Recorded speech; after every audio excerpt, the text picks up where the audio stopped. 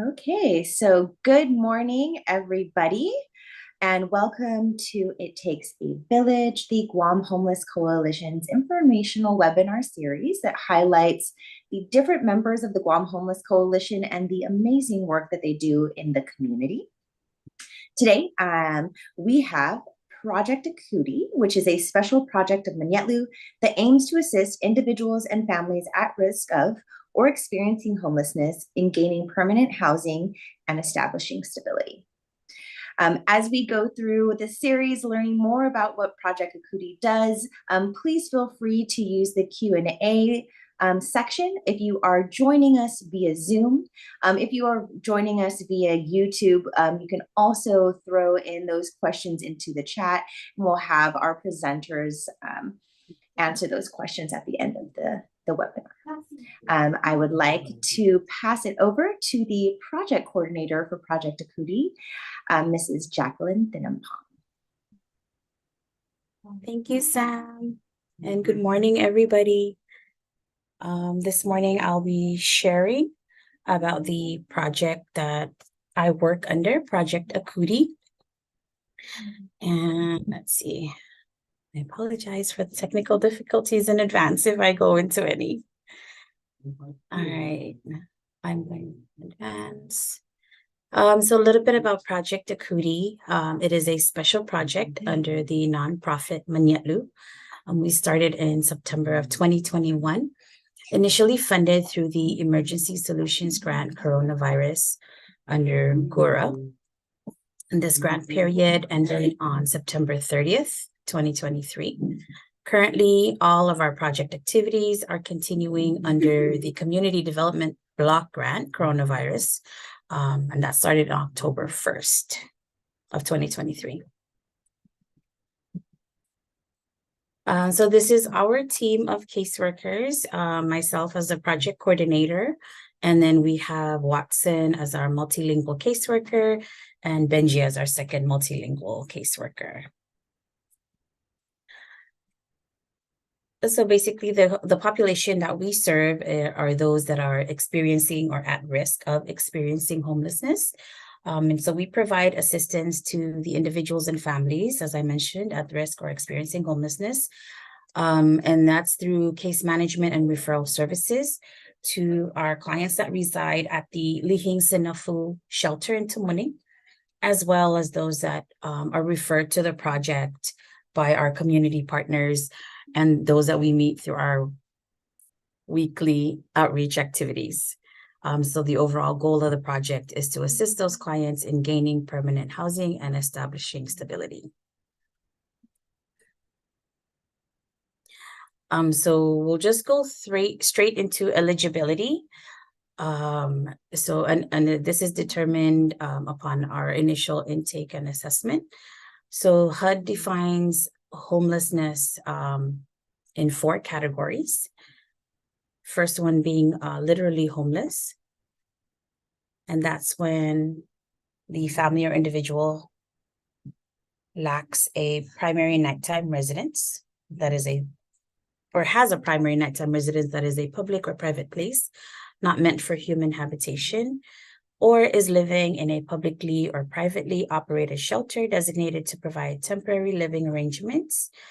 These include congregate shelters, transitional housing, hotels and motels paid for by charitable organizations or by federal, state, and local government programs, or is exiting an institution where he or she has resided for 90 days or less, and who resided in an emergency shelter or place not meant for human habitation immediately before entering that institution. The second category are those at imminent risk of homelessness, and that's an individual or family who will imminently lose their primary nighttime residence, provided that one, the residence will be lost within 14 days of the date that they apply for services. Number 2, that no subsequent residence has been identified for them. And number 3, that the individual or family lacks the resources or support networks that they need to obtain other permanent housing. It's important to note that this includes individuals and families who are within 14 days of losing their housing, including housing that they own, rent, or share with others, or are living in without paying rent. So the third category, I put that at the end because the main ones that we encounter through our program are the first two. But then the fourth category, fleeing domestic violence, that is fleeing or attempting to flee domestic violence. Any individual or family who is fleeing or is attempting to flee domestic violence, has no other residence, and also lacks the resources or support networks to obtain other permanent housing. Domestic violence includes dating violence, sexual assault, stalking, and other dangerous or life-threatening conditions that relate to violence against the individual or family member that either takes place in or him or her afraid to return to their primary nighttime residence. And this includes human trafficking. The third category that we put here as other federal statutes, we don't have any clients at the moment who meet this eligibility, but it is here.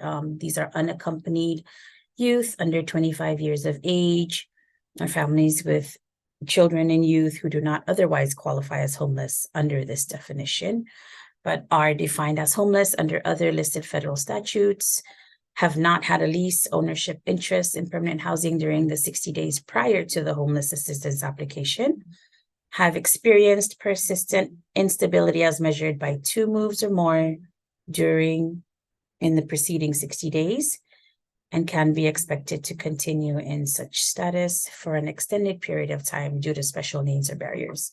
So as I said, the majority of our clients are either literally homeless or at imminent risk of homelessness. We've hardly had any clients who are fleeing domestic violence or are homeless under other federal statutes. We did have a couple who are fleeing domestic violence, in which case we refer them to other programs within the Homeless Coalition who specifically address those needs. Okay, so our services, basically the bulk of our services is one-to-one case management and outreach. And the process, well, these are the services that are listed here that we do provide: document preparation, employment search, and other employment-related training, referral to mainstream services and housing programs, mediation and outreach to property owners, housing search and placement, any life skills training as needed. Transportation is a very big one that we also offer, and basically any other activities related to stabilization and rehousing. So I wanted to go through the process of the case management and outreach. It basically starts with either a referral, mainly a referral, and that could either be from the Lihing Sinafu Tumuning shelter or a referral from a community partner or other agencies regarding individuals who are experiencing homelessness that they've seen or they know of, and they wish to assist the clients, but they might not have the means, so they refer them to our program. And then we also do weekly street activities where we also meet new individuals on the street who need assistance. So that kicks off the process. Then we would go through initial assessment, intake. We also do the VSPEDAT survey, which is an assessment tool. During outreach for those clients that are in the shelter, we do not do the VSPEDAT survey. It's only for those clients that we meet during street outreach. So after intake and initial assessment, we'll work with the client to come up with a service plan based on their needs and the services that they request. And then this goes into the services more like for documentation. If they're not document ready, because the majority of the housing programs need those main vital documents, we'll assist them in obtaining those documents, whether it's a birth certificate from Guam, CNMI, the Federal States of Micronesia, the U.S. mainland. We'll go through the process of assisting them in procuring that document. We also assist clients in getting their Guam ID, and that's through our partnership with OHAP, was also part of the Homeless Coalition. And we also assist clients in getting their U.S. Social Security cards in the event that they need the Social Security card for a few things that accept other forms of documentation. We'll get the transcript from Department of Rev and Tax if they filed taxes before or if they've received a stimulus check. More often than not, they'll have that transcript at Department of Rev and Tax, and we can obtain that for them to use when, for example, they're applying for where they're applying for public benefits.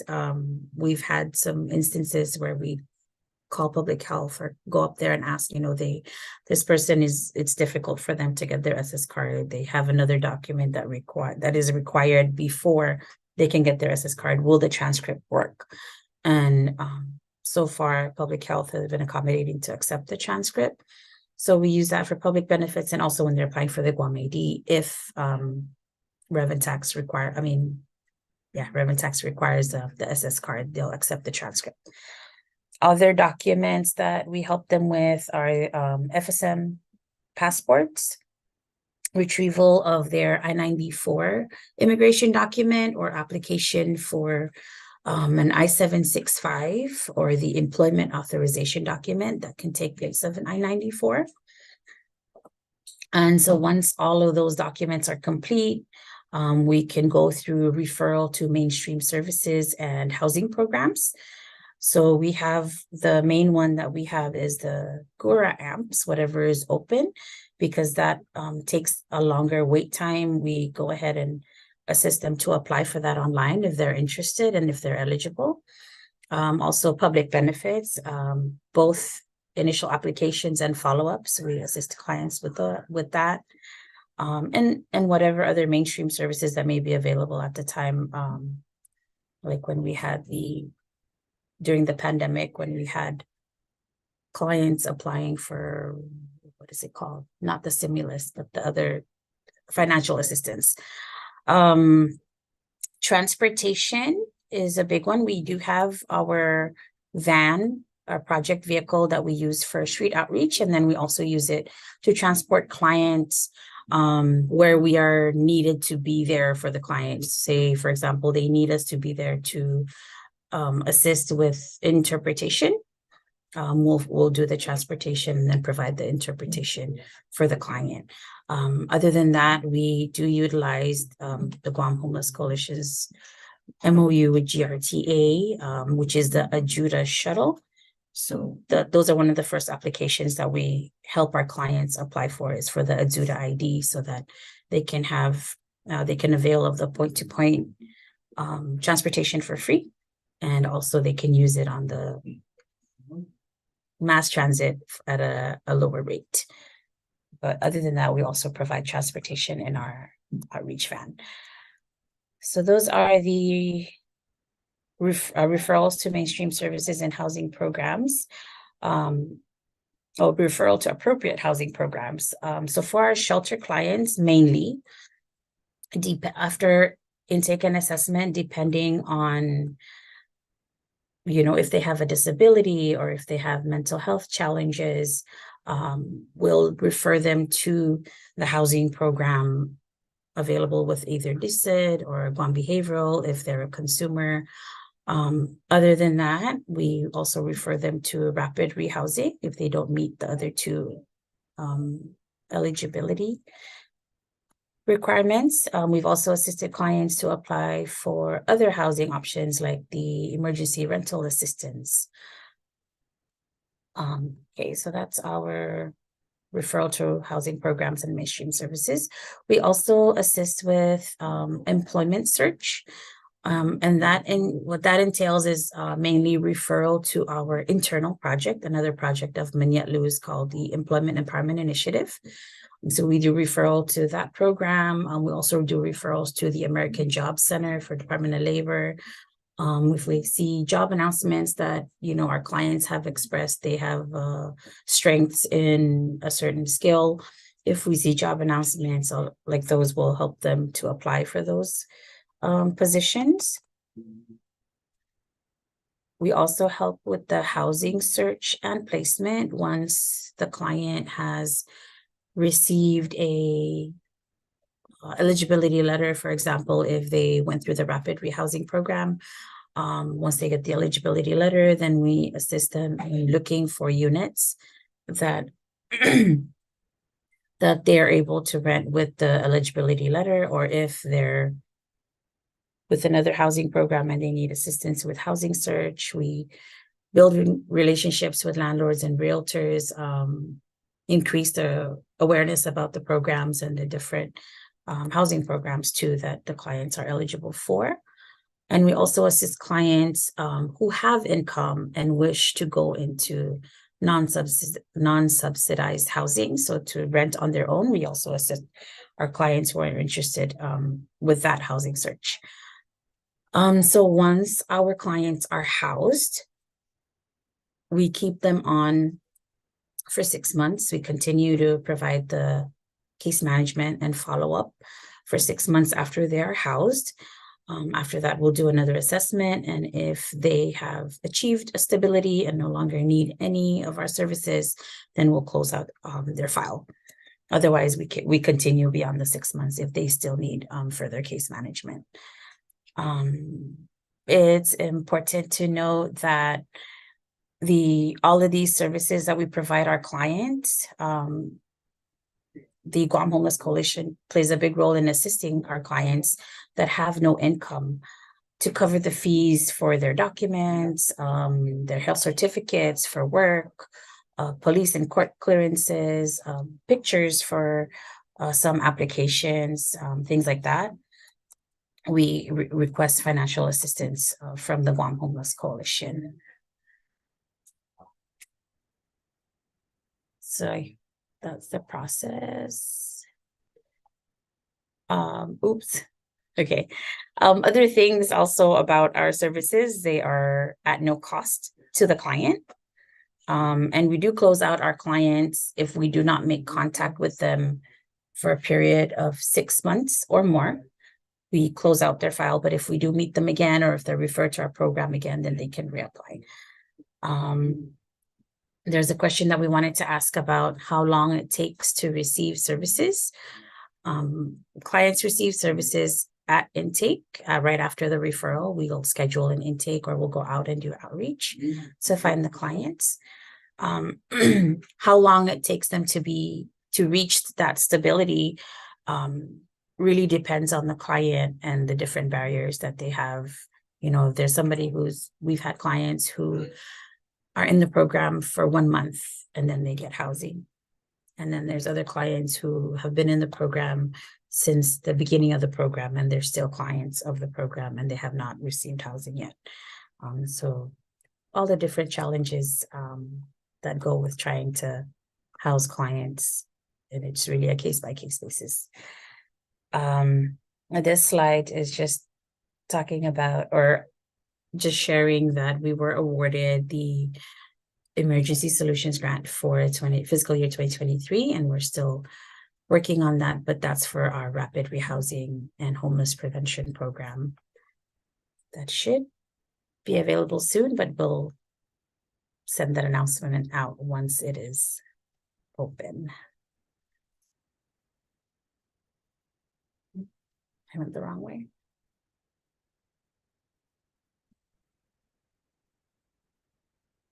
And that is all that I have for my presentation. Thank you, everybody, for hopping on and joining. This is our contact information for Project Akudi. That's our direct cell phone line, our email. That's the address for the Manyalu office in Tamuning. That's where we're at.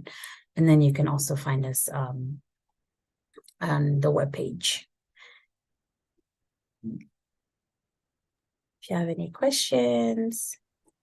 Yes, thank you so much, Jackie, for sharing all of this great information. We do have a question in the Q&A. Someone is just asking, what is the VI SPIDAT? If you could just explain that.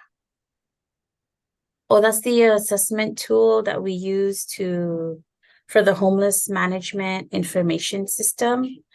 It's a database that's used by the majority of the members of the Guam Homeless Coalition. So it's just an assessment tool. What we do with that is we input it into HMIS, and then it goes into CES.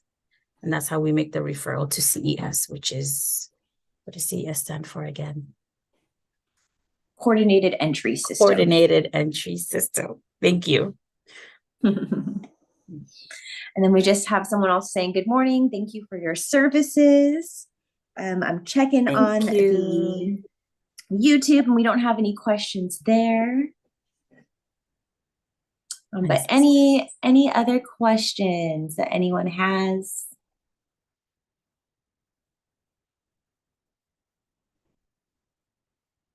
Okay.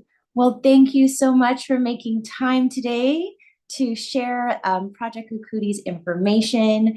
And thank you to all of those who have attended or are watching now on our YouTube. Have a wonderful day. Thank you, Sam. Thank you, everybody. Have a good day.